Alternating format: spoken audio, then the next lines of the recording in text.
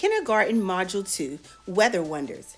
Get ready for a whirlwind of learning as your child explores the fascinating world of weather. It all starts with a curious little girl named Sophia who wonders how she can prepare for any type of weather. She asks the kindergarten students to help her find out. Students will begin their learning in Unit 1 as they learn through science and story. In Unit 2, students will begin reading narrative texts that teach about how weather affects people. Unit 3 is about writing imaginary narratives. Students will explore some big questions and ideas, like what is weather and how can I prepare for any type of weather? Unit 2 begins to explore the question of what is weather like around the world? And Unit 3, how can I write a story that teaches my reader all about weather? In Unit 1, your child will discover the science of weather. Through engaging informational text, they'll explore how weather works and learn key concepts like temperature, precipitation, and wind. Students will launch their weather adventure with Sophia, who wonders, what is weather? And how can I best prepare for any type of weather? Through focused read-alouds like Weather Words and What They Mean by Gail Gibbons, students will begin to learn the components of weather. As they continue to move within this unit, they'll also begin to develop some key concepts and words that describe sunlight, wind, precipitation, and temperature.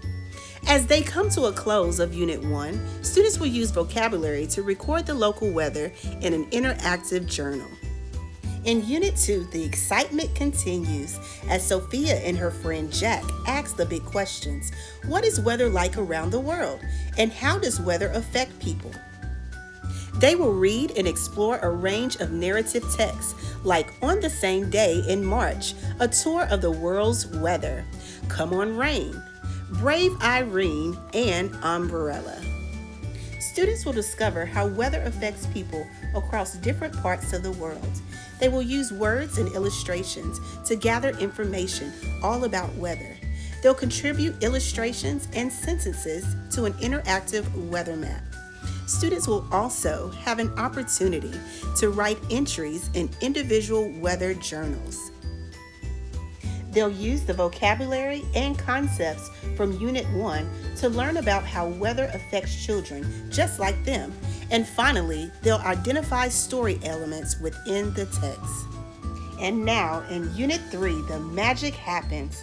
Sophia is back again, and this time she's sharing the beloved weather narrative, The Snowy Day by Ezra Jack Keats. Students will ask the big question, how can I write a story that teaches my reader about weather? As they analyze this text, they will create puppets of imaginary characters. Students will engage in many different opportunities to role play in many activities. They will also have an opportunity to illustrate and write an imaginary weather narrative. Each unit in this module ends with an assessment to check your child's understanding. They will create a weather fact page and also listen to and answer questions about the story elements in the text One Hot Summer Day. At the very end of Unit 3, students will participate in a structured conversation in response to many different questions. Parents, you play a key role in supporting and extending your child's learning at home. Make weather a part of your daily routine. Track the weather each day and create a fun family journal. Try creating a rain gauge together to measure the rainfall. Or even go on a weather walk and observe the clouds, the wind, and temperatures. Visit your local library and check out some of these fun titles, like The Wind Blew by Pat Hutchins, Weather, Poems for All Seasons by Lee Bennett Hopkins, Tracks in the Snow by Juan Herbert Yee, A Letter to Amy by Ezra Jack Keats, I Face the Wind by Vicki Cobbs, The First Snowfall by Anne Rockwell, Big Snow by Jonathan Bean, Cloudy with a Chance of Meatballs by Judy Barrett, Mushroom in the Rain by Mira Ginsberg, and finally, Thundercake by Patricia Polacco. These stories and many others will help to reinforce the many weather concepts that students learned.